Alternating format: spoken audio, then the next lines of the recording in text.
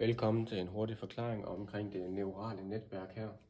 Lidt om agonister, antagonister, opiater, analgetika, altså det er de begge to, kan man sige.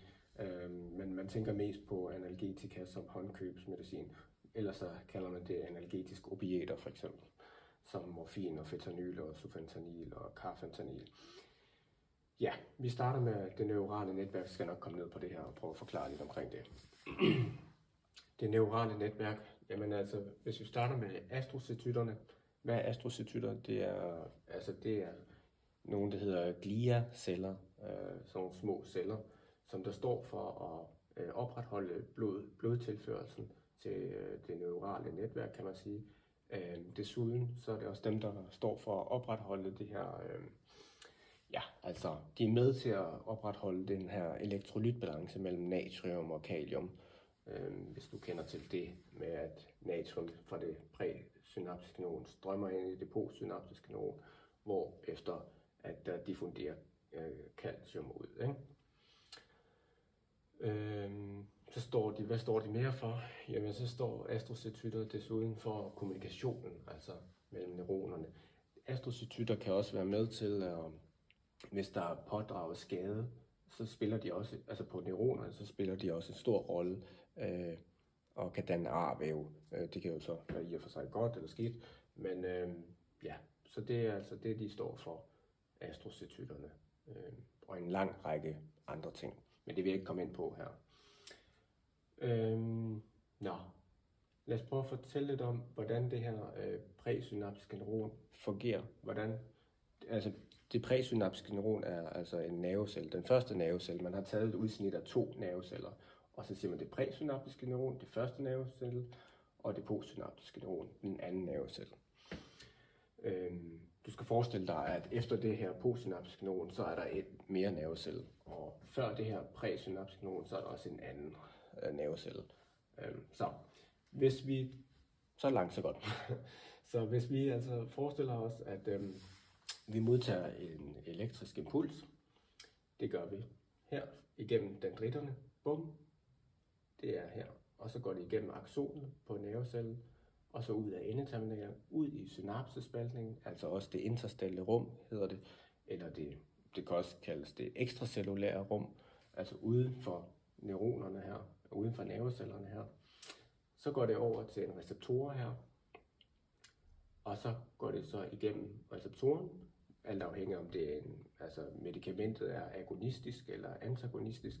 Hvis det er agonistisk, jamen så er det for eksempel sådan noget som morfin og fentanyl og sufentanil og carfentanil, de er opiater, som der er agonister. Det vil sige, at de går ind og aktiverer det her. Og så kan de frigive noget stof som glutamat. Det er et neurotransmitstof. Det kommer fra vesiklerne her. Eller nogen kalder dem også vekulære. Jeg kalder dem vesikler, det synes jeg lyder bedre. Det er en smagsag, vesikler eller vekulære. Det er sådan nogle små. Der kan være alt muligt som acetylkolin indeni, dopamin, serotonin, og så videre, så videre. Alle mulige neurotransmitstoffer.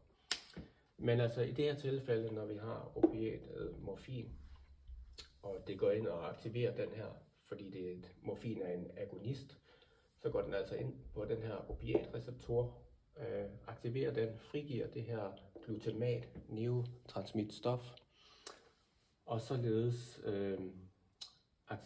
så hæmmer det, det her centralt nervesystem, så vi ikke oplever så meget smerte. Ja, godt så. Måske skulle jeg lige prøve at forklare sådan kort om, hvad en antagonist er. Men en antagonist er så det modsatte. Det er altså medicamenter, som der går ind på det her postsynaptiske neuron, altså det her nummer 2 nervecelle, og blokerer den her receptor, således der ikke kan blive sendt noget ind, kan man sige. Så kan man ikke sende noget ind. Ja. Morfin, skal vi tale om det? Det kan vi godt tale om. Morfin er altså smertestillende medicin, som der er ude i sundhedssektoren, hospital og plejehjem, alle de der ting der. Fentanyl er i og for sig også på hospitalet og plejehjem og så videre. Fentanyl er 50-100 gange stærkere end morfin.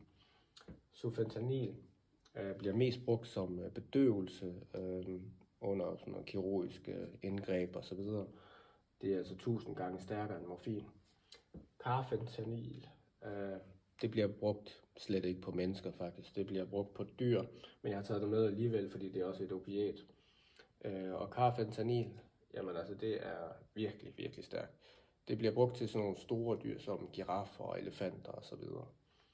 Ja, håber det giver mening alt det her. Så har jeg skrevet analgetika, håndkøbsmedicin, sådan noget som Pinex, paracetamol og Panodil. Altså analgetika, det betyder bare smertelindrende medicin, og så opiater er altså også smertelindrende medicin, men når man tænker på analgetika, så tænker man mest på håndkøbsmedicin, ja, i daglig tale. Godt, så det var det. Håber det giver mening.